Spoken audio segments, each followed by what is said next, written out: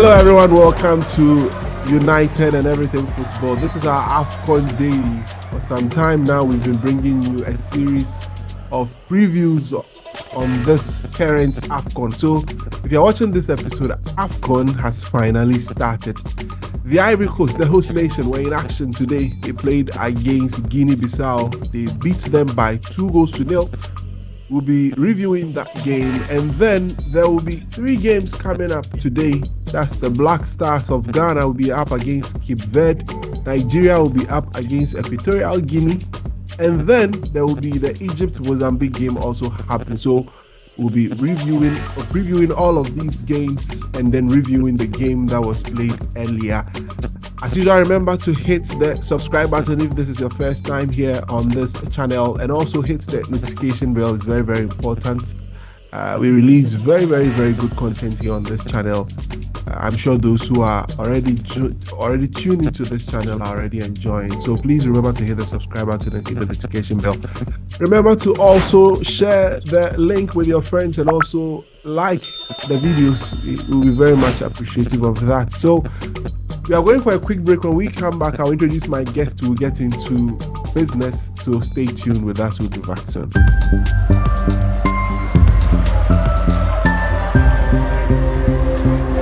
All right, so we are back from our break. Thank you for sticking and staying with us here on AFCON Daily, here on United and Everything Football. Today, I'm joined by my very good friend, Fifi Manfred. He's already been on AFCON Daily. He was in episode 2 of AFCON Daily. Thank you so much, Fifi, for joining us once again. It's always a pleasure to have you. It's always a pleasure. Thank you very much. I'm always honored anytime for you to bring me on here. Thank you so much, Fifi. So AFCON is already in session. Today we had a game between the host nation, the Ivory Coast, and then against Guinea-Bissau. I mean, it was an expected win for the host nation. When we in my previous episode, I made mention of the fact that the last time the Ivory Coast lost an opening game was in 1996 against Ghana in South Africa, where they lost by 2-0. Since then, they've not lost any opening game, so that record continues. This was a century of their games at the Africa Cup of Nations was today, and they ensured that they won that game. Let's do a quick review of that game. What did you see, and has the Ivorians convinced you that they have what it takes to win this competition? Thank you very much, Kwame. I watched the game. I watched the game with a couple of colleagues, and I could pick a few things from them. If you look at what their manager, Jean-Louis Gasset, is trying to do for them, I think that he's trying to pick up something from DJ Deschamps' French playbook in terms of tournaments, how to play tournaments games. And it's about solidity. So the Ivorians may be tempted to think that they are star-studded. Of course, they have some very good players. Evan Ndika, Osman Diamonde, Willy Bolly, Aurier, Kessiev, Fofana, everybody. I mean, but they are coming into this tournament without Wolf Zaha. Mm-hmm. They are coming into this tournament with Nicolas Pepe on the bench. Yeah. They are coming into this tournament with Simon Edingra, who for a lot of the teams on the African continent would have been a huge player for their team, given what he's been at Brighton. Mm-hmm. But he is on the bench. He's not the main player in there.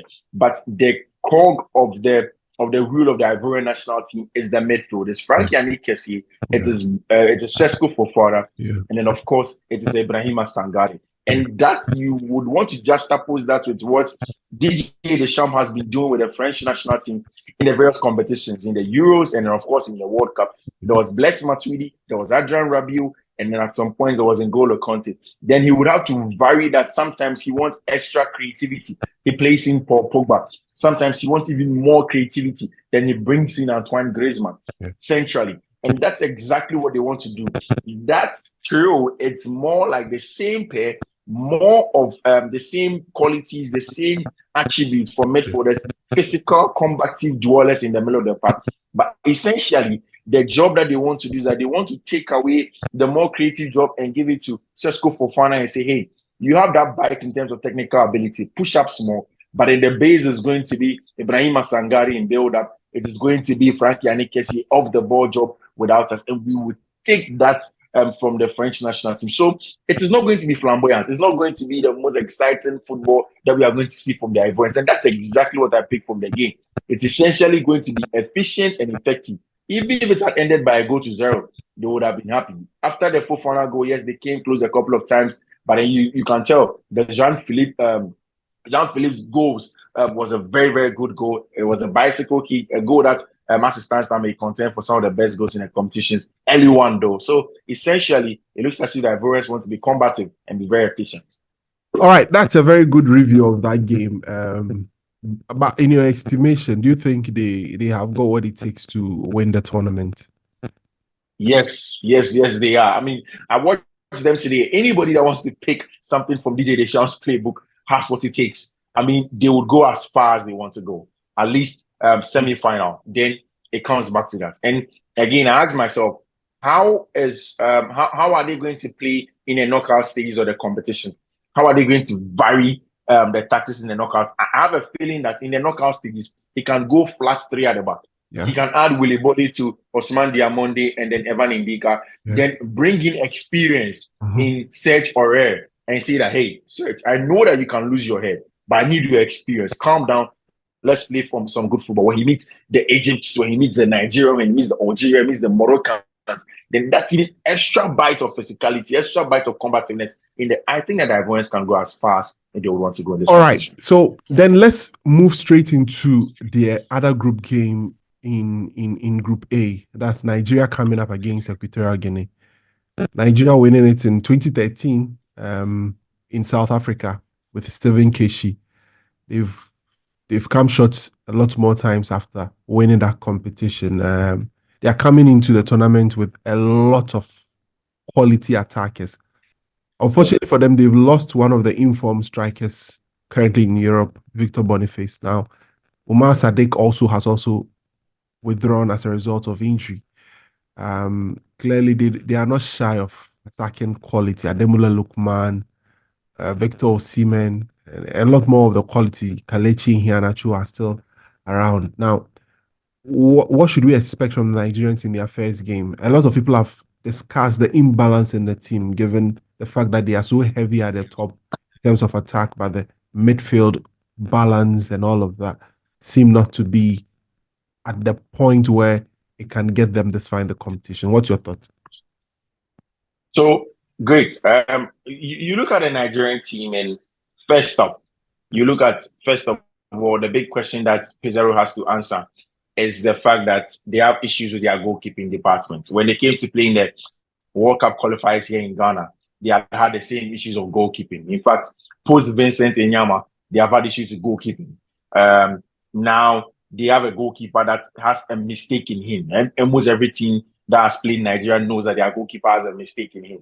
And that's the first point of call. And that's the reason why in this AFCON tournament, the Nigerians have added Victor Enyama to the team to help their goalkeeper with confidence, with everything, because they believe that that's the first point where they need to correct their mistakes. So now you look at their center backs in recent times. They've had a couple of center backs. Now, after that, then you go into the middle of the pack. Apart from center back, look at guys like Sheyi Ajayi, look at Calvin Bassey from Fulham. All of these guys are very good players. Calvin Bassey can play at fullback, can play at center back as well from Ajax, and of course in there at Fulham. Then look at someone like Ola Aina. There is some quality. There's a decent quality at center back and then defense general.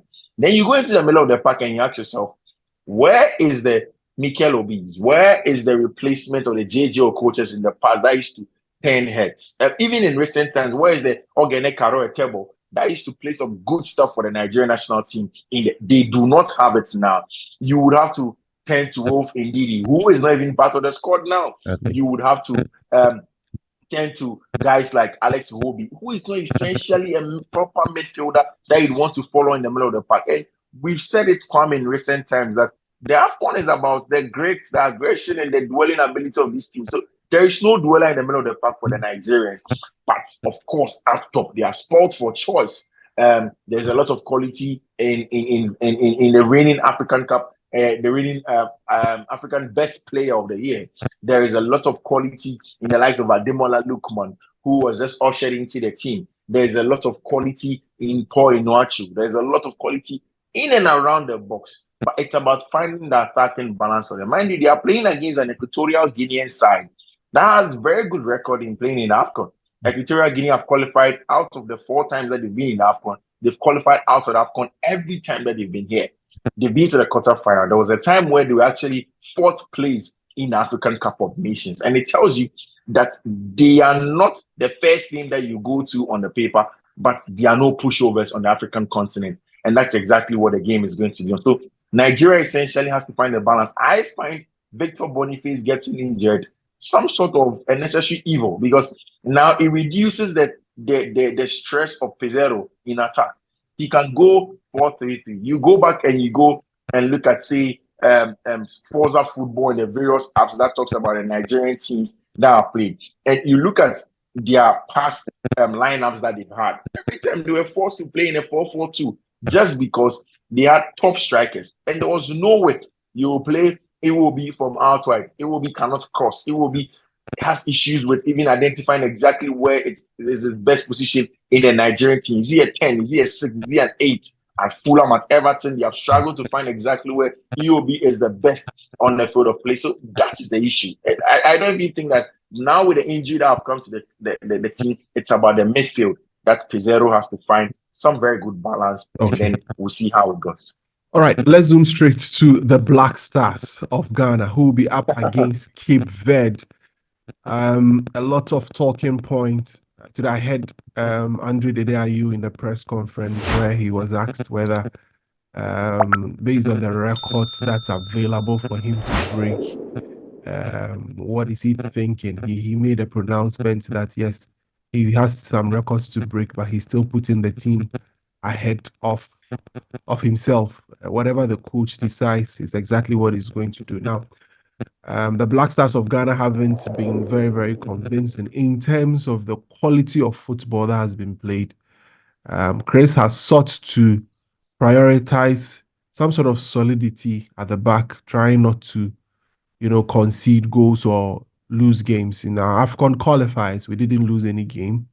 We played 3 draws and won 3 games. I mean, it's clear what Chris is trying to do. I still feel the plan is not the plan, but let's look at the game. How do you think we are going to shape up? So this is a game of equals. If you look at the last 5 games that Cape Verde have played, they've lost 3, they've drawn 1, they've won 1. Ghana lost 3, drawn 1, won 1. The same thing. We are not different from them. Yeah. They are not different from us. Yeah. In the last 7 games that we've played at AFCON, we've won just 1. Last 7 games at the AFCON. And that is enormous, because the least number of games we play at the AFCON is 3 games. It means that in our 2 AFCONs, we've won just 1 game in there. And that is boring and it's mind-boggling.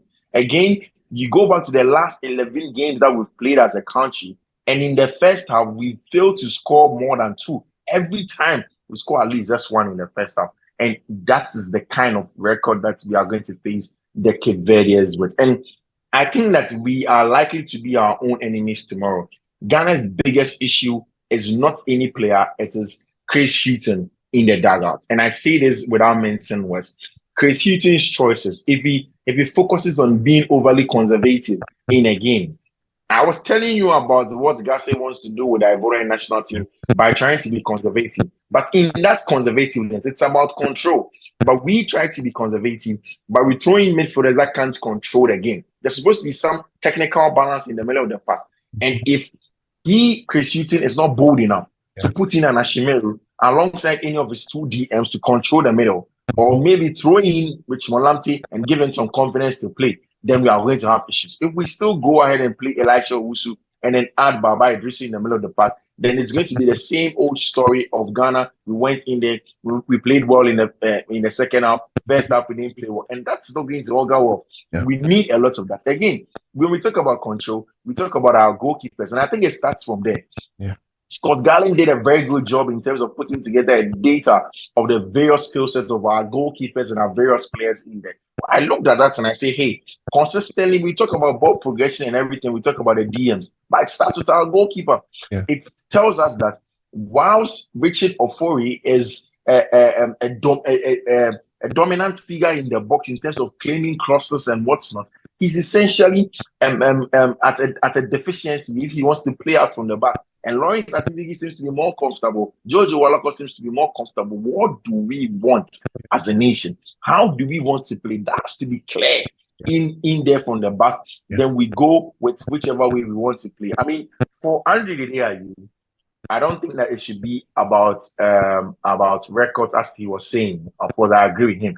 The team has to come first. The records are going to be sweeter if he is able to lead a team to be winning, even if he's going to be on the bench. But if the team is winning and he gets a cameo and he breaks records, I think that Andre is going to be happy. And I think that Andre is the kind of guy that would want that for himself and for the team. So tomorrow, whilst the Cape Verde team is going to be tough, they are going to be more combative. They are going to play like every other team that played with us. I mean, you said it. In the AFCON qualifiers, the 3 games that we won, how many of them did we win more than 2 goals? No. How many of them didn't we score goals at the dying numbers of the game? We leave it late. We always escape by the skin of our teeth, and that's exactly what it is. So they are going to play like that. They are going to congest central areas. When they do congest central areas, then it is going to be up to us to get a job done. I know we don't have time. I would have made us switch quickly to the tactical board. Because I'm itching. We'll do that. I mean, subsequently in the other games. Exactly. And then we'll switch to the tactical board. Yeah. So we need to find ways to break down the Madagascars, and we have the technical players to do that. It's also about patience. Yeah. Sometimes the game is going to be a little bit slow. We need to slow down the game. We need to find the openings and get it. We have the quality. It's about Chris Heaton and he being bold in this game. Is Egypt winning against Mozambique? Yeah, Egypt will. The Egyptian team looks like they're on the ascendancy. They are not going to be flamboyant, but like Egyptian teams in the AFCON, solid. Get Mohamed Salah, isolate him 1v1. He uses quality. They will get a job done against Mozambique. Thank you very much, Fifi Manfred, for joining us here on AFCON Daily here on United and Everything Football. We've gone past our time, so we're ending here. But the analysis has been so insightful. Anytime I get in with Fifi, I just can't stop my time. I'm just watching my time and it's just gone past, and I'm just listening to him and everything that he's saying. But we have to stick to the time that we are working. We are grateful for your time and thank you for joining us. Hit the subscribe button, hit the notification bell, and join us tomorrow. I hope by that time the Black Stars would have won, as you see me in my shirt. Go Ghana, go Black Stars. And all the best. See you some other time and enjoy your time.